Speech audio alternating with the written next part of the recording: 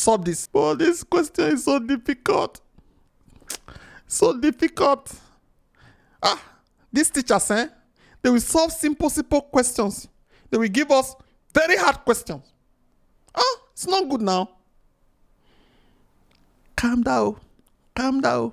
Remember? Baby, calm down. Calm down. Just calm down. Apply all the rules. At least apply them to the extent that you can remember. Then you stop. If they don't give you 10/10, you can get 5/10. For what? For apply what you know. So let's start. As you can see in this place, we have base 10. We have base 10. This one has no base 10. We need to assist him so that it can flow along. Because currently, it's very odd among this community. So how do you assist 2 to have log 10? That is 2 multiplied by 1 is 2. Why am I bringing 1? Because I don't want to change the value of 2. In logarithm, what is 1? That is, when you have log, a value that is here is the same thing with the value that is here. Because we want to introduce base 10, why not just say 2 multiplied by log base 10, 10. So this is still 1. I have not changed anything, okay? So this is 2 log base 10, 10. Then I can remove this from here and move it to this place. That is to say, like this. It's allowed. So with this now, I can replace this guy with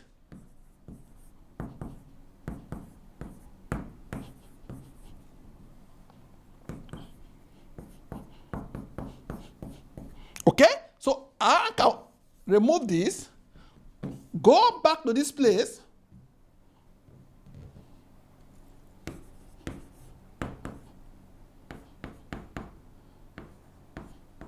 as you can see, I discarded all this extra bracket because we don't actually need them, okay? So with this now, all of them have base 10. Good. Now, these are 2. Let's bring this one together. Because this is base 10, and this is minus, I can bring these families together to say this base 10, this divide by this. Remember the second law of logarithm. That is to say, this over this. Okay? Okay, let me come here to say log.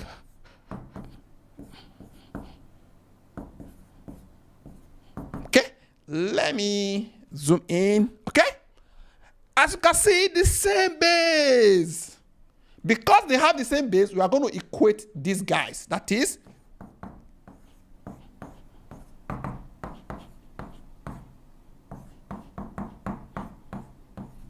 okay, now,